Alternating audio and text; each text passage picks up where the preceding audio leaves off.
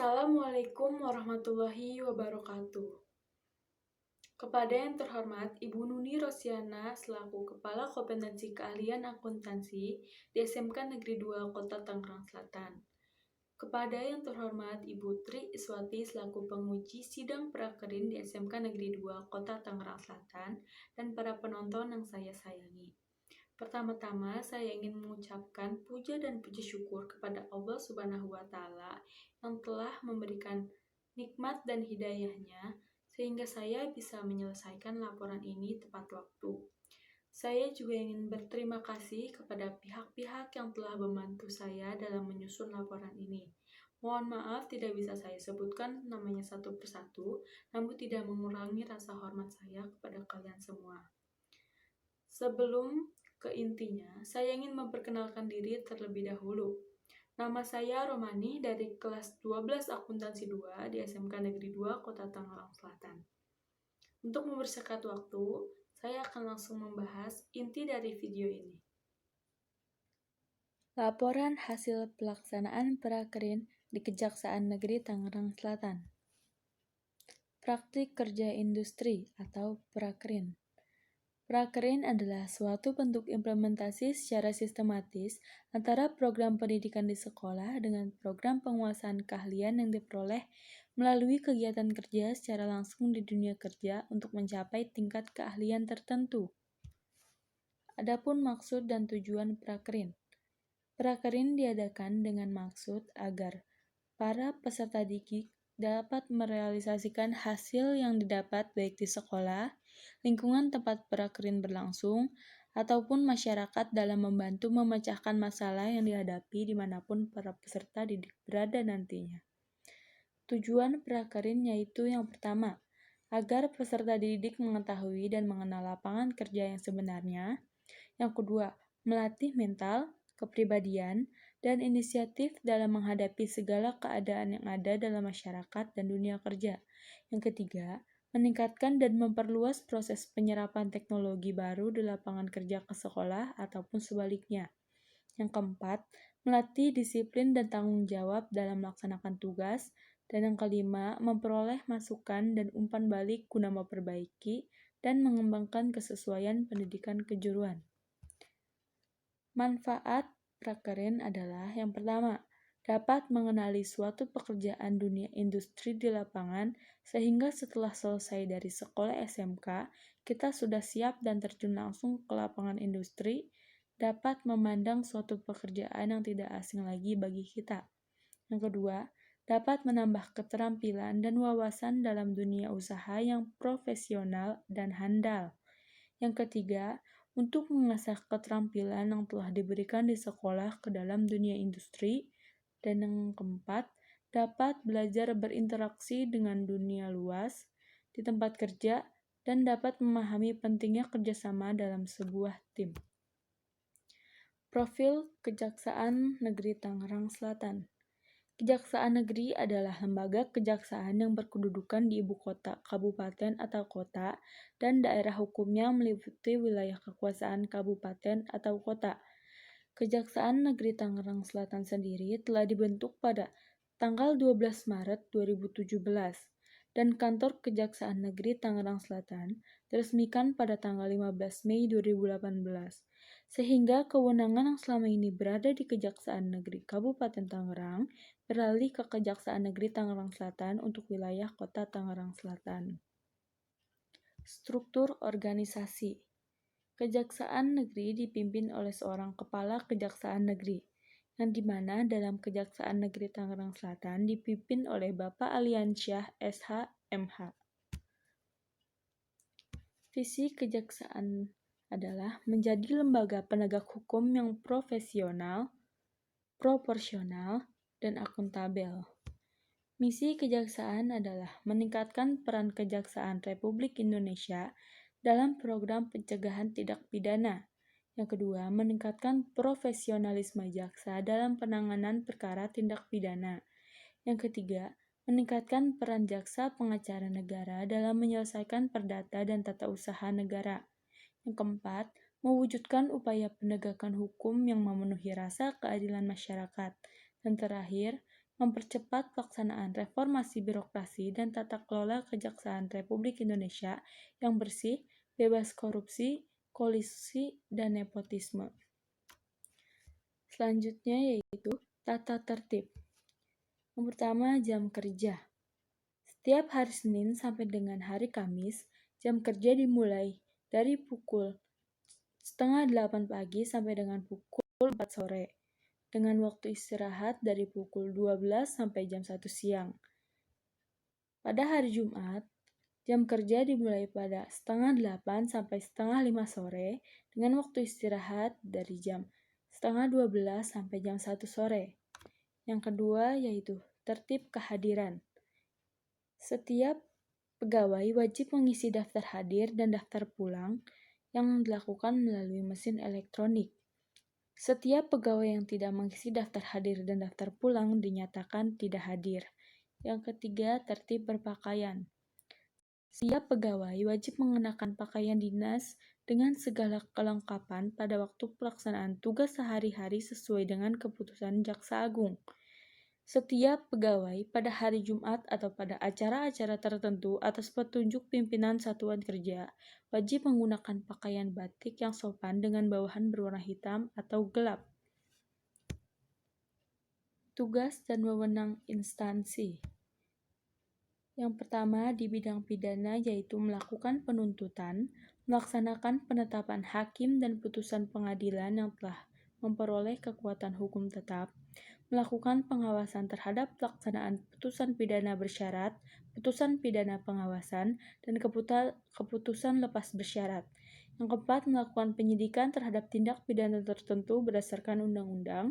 Yang kelima, melengkapi berkas perkara tertentu, dan untuk itu dapat melakukan pemeriksaan tambahan sebelum dilimpahkan ke pengadilan. Yang kedua, di bidang perdata dan tata usaha negara. Kejaksaan dengan kuasa khusus dapat bertindak baik di dalam maupun di luar pengadilan untuk dan atas nama negara atau pemerintah. Yang ketiga, di bidang ketertiban dan ketentraman umum. Kejaksaan turut menyelenggarakan kegiatan peningkatan kesadaran hukum masyarakat, pengamanan kebijakan penegakan hukum, pengawasan peredaran barang cetakan, dan pengawasan aliran kepercayaan yang dapat membahayakan masyarakat negara. Pencegahan penyalahgunaan dan atau penodaan agama, dan terakhir penelitian dan pengembangan hukum serta statistik kriminal. Proses awal prakerin. Proses paling awal sebelum melaksanakan prakerin yaitu membentuk kelompok yang terdiri dari paling sedikit 2 orang. Kelompok dibebaskan boleh dari kelas yang berbeda. Selanjutnya, melaksanakan survei instansi. Jika sudah menemukan instansi yang dirasa cocok, selanjutnya peserta prakerin mengajukan surat permohonan prakerin secara online, lalu bisa langsung mengambilnya di sekolah. Surat permohonan prakerin dalam bentuk fisik bisa diambil 1x24 jam dari saat pengajuan online. Selanjutnya, siswa menyerahkan surat permohonan ke instansi yang telah dipilih. Setelah itu, menunggu surat balasan. Jika surat balasan disetujui, maka siswa menyerahkan surat balasan ke bagian hubin, kepala program, dan wali kelas. Jika tidak, maka peserta mengulang dari tahap yang pertama. Jika disetujui dan sudah diserahkan kepada hubin, kaprok, dan walas, selanjutnya panitia prakerin melakukan olah data siswa siap prakerin. Di sini juga diberikan para pembimbing.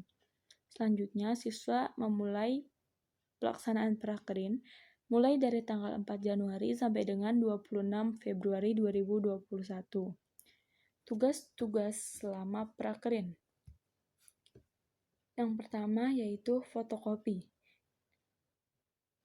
di mana fotokopi tersebut adalah memfotokopi tanda terima surat dari penyidik atau pengirim surat. Selanjutnya, membuat folder. Folder ini digunakan untuk menyimpan hasil scan. Selanjutnya, scan surat masuk. Scan surat masuk digunakan sebagai bahan input dalam input data surat masuk. Setelah input data surat masuk, selanjutnya mendisposisi surat masuk. Dalam hal ini, penulis hanya mengisi keterangan-keterangan surat, seperti tanggal diterimanya dan dikeluarkannya surat, nomor surat, asal surat, dan ringkasan surat. Selama melaksanakan prakerin, penulis telah mendisposisi sebanyak 763 surat masuk. Lembar disposisi ini sendiri merupakan media komunikasi tertulis antar pegawai dalam instansi. Setelah didisposisi, selanjutnya surat masuk diantarkan ke ruang Kepala Kejaksaan Negeri untuk selanjutnya diberikan perintah kemana surat ini akan dituju dan perintah Kepala Kejaksaan Negeri untuk bagian yang dituju. Lalu, penulis juga mengarsip diadakan setiap seminggu sekali dan diurutkan berdasarkan nomor print.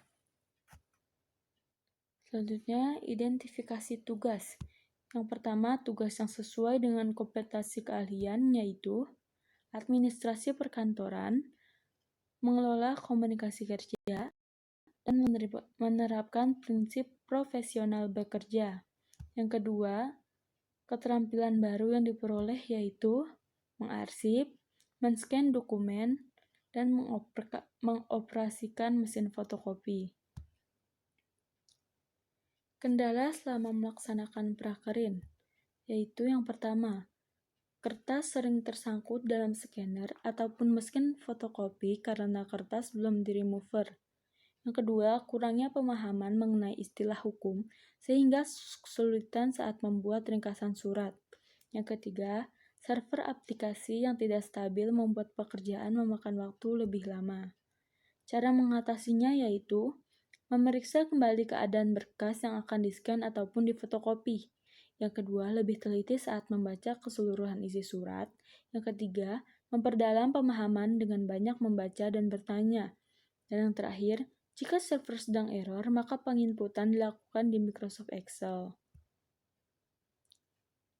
Selama melaksanakan praktik kerja industri di Kejaksaan Negeri Tangerang Selatan, penulis menarik kesimpulan sebagai berikut, yaitu yang pertama, berinteraksi dengan masyarakat luas dapat menambah wawasan serta pengalaman sehingga membuat pola pikir menjadi lebih luas. Yang kedua, berhadapan langsung dengan dunia kerja dapat mengasah kemampuan berkomunikasi dan mengembangkan rasa percaya diri siswa. Yang ketiga, dengan adanya tata tertib yang harus dipatuhi setiap harinya, membentuk kebiasaan-kebiasaan baik baru bagi siswa. Saya juga ingin memberikan saran kepada pihak sekolah dan kepada peserta prakerin. Pada pihak sekolah yaitu, pihak sekolah hendaknya mempersiapkan agenda pelaksanaan prakerin yang lebih jelas. Pihak sekolah hendaknya meningkatkan hubungan baik dengan perusahaan untuk menunjang kelancaran kegiatan prakerin. Para pembimbing hendaknya lebih memperhatikan peserta prakerin agar komunikasi terjalin lebih baik. Pihak sekolah sebaiknya lebih memperhatikan kebutuhan peserta prakerin, terutama dalam penyusunan laporan, seperti menyediakan pedoman yang mudah dipahami oleh siswa, sehingga dapat mengurangi kesalahan-kesalahan dalam penyusunan laporan prakerin. Kepada peserta prakerin yaitu, peserta hendaknya mempersiapkan diri untuk menghadapi segala situasi dalam kondisi selama melaksanakan prakerin. Peserta seharusnya lebih aktif bertanya kepada pembimbing sehingga hubungan komunikasi dapat berjalan sesuai dengan yang diharapkan. Peserta prakerin juga seharusnya lebih teliti dan berkonsentrasi dalam melaksanakan pekerjaan. Sekian yang bisa saya sampaikan. Bila ada salah-salah kata, mohon dimaafkan. Terima kasih atas perhatiannya. Wabillahi taufiq wal hidayah. Wassalamualaikum warahmatullahi wabarakatuh.